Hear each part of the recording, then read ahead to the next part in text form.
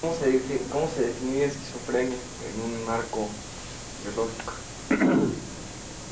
Esquizosis es división, frenos es mente, de manera que desde el punto de vista etimológico, esquizofrenia supone la división de los procesos mentales.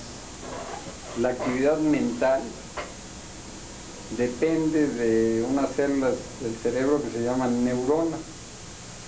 Estas neuronas están colocadas en la corteza cerebral o en la profundidad del cerebro, en los núcleos grises centrales. En la corteza cerebral, las neuronas forman el manto cortical y son 13.000 millones de neuronas. Las neuronas no actúan aisladas, sino intercomunicadas por medio de sinapsis. Entonces una neurona emite una prolongación que se llama cilindro eje o axón, y este contacta con un proceso de la neurona que se llama prolongación protoplásmica, o con el soma de la neurona, o con el otro cilindro eje, y establece sinapsis. La cantidad de neuronas que hay en el cerebro, solo en la corteza 13.000 millones, y supuestamente en toda la economía hay alrededor de 100.000 millones de neuronas, con las interconexiones que establecen a través de la sinapsis, donde una neurona puede tener hasta 20 o 30.000 sinapsis. Si multiplicamos 10 a la 13 por la cantidad de neuronas, sale una cifra tan estratosférica que supera las partículas atómicas del universo. De manera que la actividad mental del sujeto, por eso, es tan proteiforme, tan grande, que a veces ni siquiera el sujeto sabe por qué hizo una acción que en general no quería hacer. Las neuronas estas generan o dan origen a lo que se llaman las actividades superiores del sujeto. Estas actividades superiores del sujeto, la más aparente es el nivel de conciencia. Entonces el cerebro está dormido y de repente despierta, como tú despertaste en la mañana. Para despertar utiliza un sistema que lo enciende, que lo activa, que es el símil de un switch de encendido de un automóvil, o de una tecla de una máquina de escribir, o de un elemento que pone en marcha una máquina.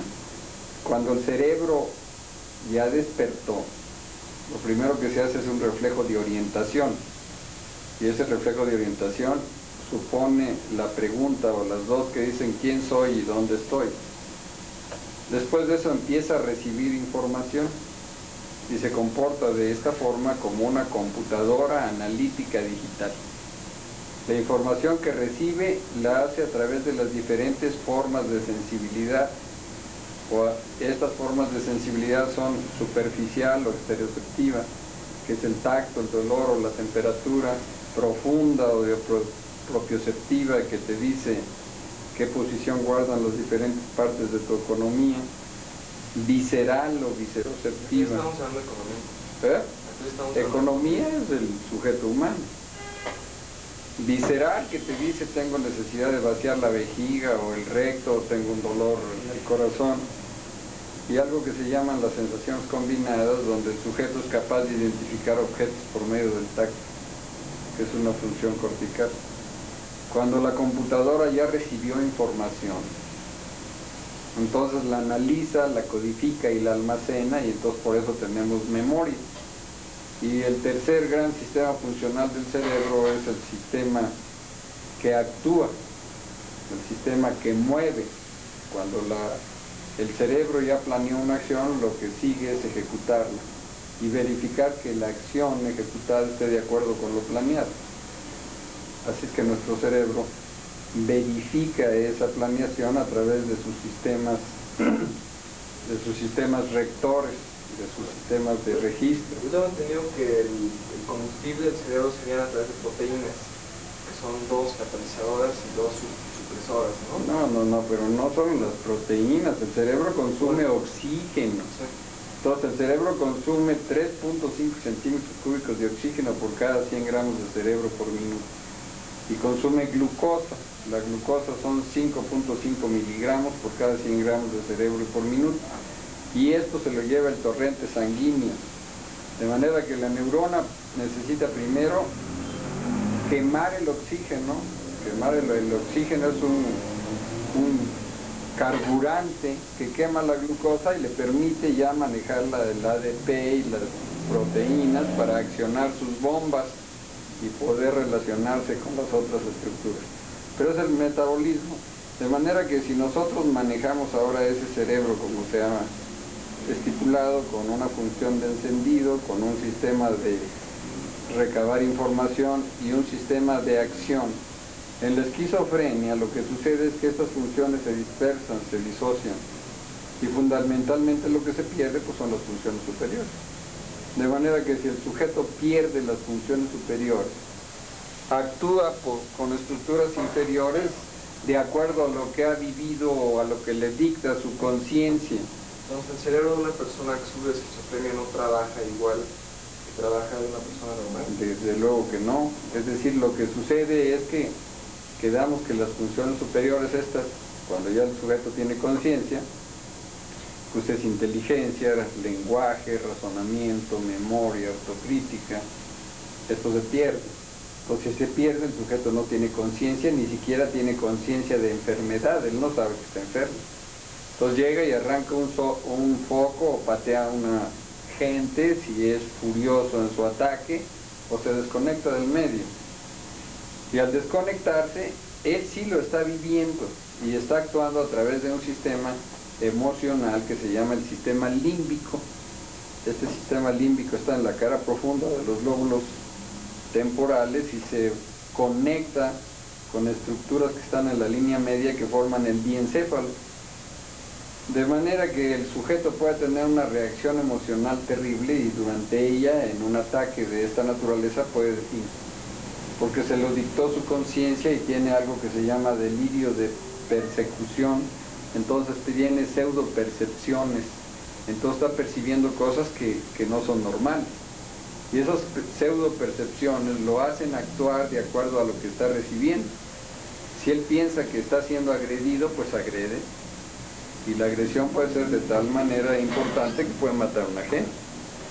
De manera que yo pienso entonces que la esquizofrenia representa una acción sin freno de estas estructuras profundas que normalmente están controladas por las zonas más elevadas del cerebro, que son las zonas de planeación o psicomotoras, por los lóbulos frontales. Si se libera por alguna razón no muy bien definida, porque se supone que las enfermedades mentales como la esquizofrenia es lo que se ha denominado una psicosis. Casi siempre esto tiene un contexto genético. Hay en la familia alguien antes o durante o después que haya tenido un problema semejante. Entonces, ¿estás de acuerdo con que es un factor muy importante? Aunque no sea... La genética, claro. La genética sí. Entonces, en una psicosis siempre se va a encontrar un antecedente previo familiar más o menos cercano de un padecimiento semejante. La otra desconexión funcional, entre comillas, del cerebro es lo que se llama la neurosis. En ese caso no hay un factor genético y el elemento desencadenante es una alteración del ambiente del sujeto. Es decir, el hecho de tener una neurosis depresiva porque acaba de perder un familiar por un duelo no resuelto, o perdió la novia, o perdió el trabajo, o lo reprobaron en la escuela, o no puede dejar de fumar, o está adicto a las drogas, o usa aquí una cháchara en la oreja, una bola de indecencias que puede hacer la gente, y eso es una neurosis. Pero en la psicosis hay una base fundamentalmente genética, donde las células estas van a actuar de esa forma, imponiendo una acción que está fuera del control de la voluntad. Eso es, a mi juicio, la esquizofrenia. A nivel funcional, yo estaba leyendo que, por ejemplo, ¿cómo se llama? La lectura, un electroencefalograma de un esquizofrénico no es diferente a una persona normal. No. El electroencefalograma del esquizofrénico es exactamente igual que el de una persona normal. De manera que si uno lee, porque el electroencefalograma es el registro de la actividad eléctrica de la superficie de las neuronas, y es tan poco importante en teoría que en el 10% de las gentes lo tienen anormal a pesar de ser absolutamente normal. La otra cosa es que esas ondas son tan pequeñas que se tienen que amplificar casi 1.000.000 de veces para tener una lectura adecuada. Así es que el electroencefalograma no sirve pero para nada para demostrar una esquizofrenia. Sí, lo que pasa es que leí que a través de la inducción al cuerpo de drogas como el LSD o la escalina se puede encontrar que la lectura del cerebro que da eso se asimilaría al electroencefalograma de un esquizofrénico. La idea que la esquizofrenia primero no es una enfermedad constante, es una enfermedad que camina por brotes. No lo tienes, y ni siquiera durante el brote haciéndole un electro al sujeto, que por otro lado a lo mejor lo tendrías que sedar, y en ese caso se añadiría al padecimiento pues un efecto secundario de una droga que manejas para disminuir la actividad del sujeto. No, yo no creo que el electro sirva para hacer diagnóstico de ninguna manera. Yo pienso que la orientación de una gente que empieza a tener una alteración de esta naturaleza debe realizarse en función de pruebas que descarten un proceso orgánico.